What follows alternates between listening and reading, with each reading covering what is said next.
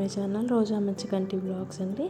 పర్ఫెక్ట్గా పూరి ఎలా చేసుకోవాలో చూపిస్తాను. ఫస్ట్ బౌల్ తీసుకొని పూరి పిండి తీసుకున్నాను. చిన్న సైజ్ కప్పులో ఉప్మా రవ్వ అయితే తీసుకున్నాను.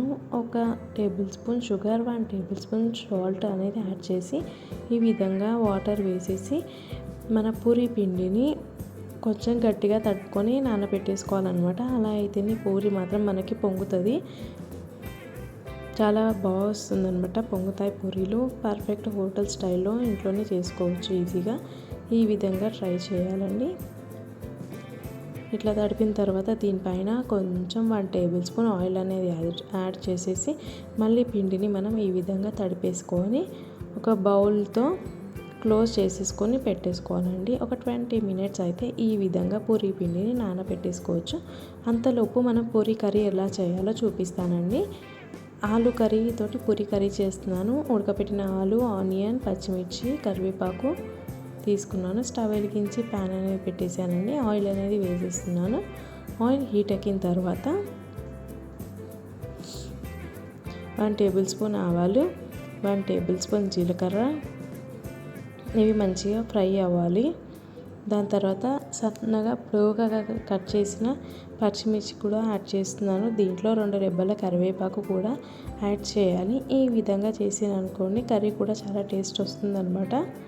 దీంట్లో సన్నగా కట్ చేసిన ఆనియన్స్ కూడా వేసేస్తున్నాను. కొంచెం క్వాంటిటీ ఎక్కువగా వేసుకుంటే చాలా బాగుంటుంది. ఆనియన్ క్వాంటిటీ ఎక్కువగా వేసుకోవాలి. 1/2 టేబుల్ స్పూన్ పసుపు యాడ్ చేశాను. 1 టేబుల్ స్పూన్ అల్లం వెల్లుల్లి పేస్ట్ కూడా వేసేసి ఈ విధంగా ఒకసారి మిక్స్ చేసేసుకోవాలి దీన్ని.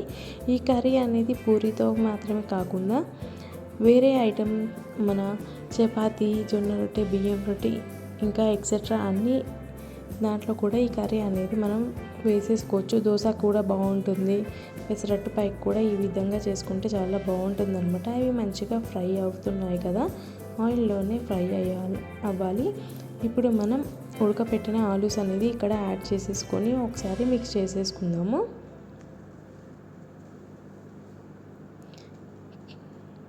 కలర్ఫుల్గా చాలా బాగుంటుంది అనమాట ఈ కర్రీ అనేది.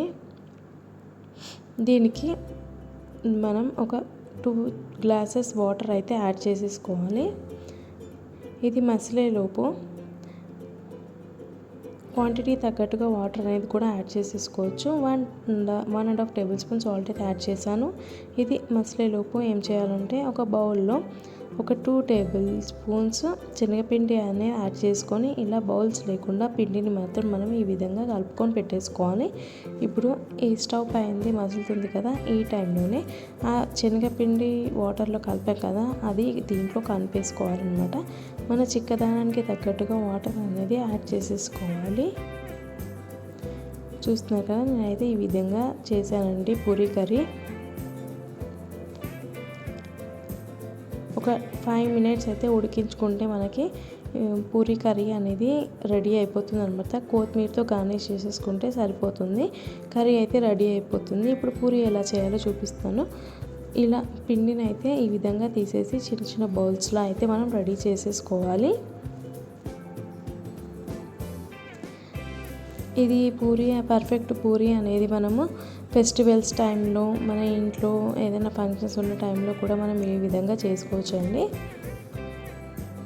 దీంట్లో పూరీలో మాత్రం ఉప్మా రవ్వ, షుగర్ వేస్తేనే మనకి పూరీలు అనేటివి చక్కగా పొంగుతాయండి.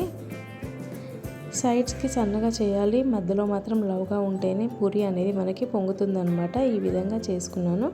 ఆయిల్ కూడా హీట్ ఎక్కింది. ఇప్పుడు పూరీ అనేది నేను దీంట్లో వేసేస్తున్నాను అనమాట. చూస్తున్నారు కదా, ఈ విధంగా పూరీ అయితే మనం రెడీ చేసుకోవచ్చు.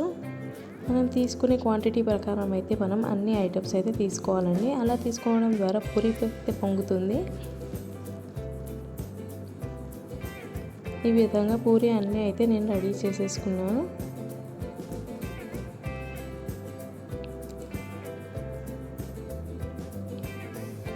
ఫుల్ వీడియో వాచ్ చేసినందుకు చాలా థ్యాంక్స్ అండి. పూరీ కర్రీ అనేది రెడీ అయిపోయింది. మరి ఒక కొత్త వంటకంతో మీ ముందు ఉంటాను. Thank you all.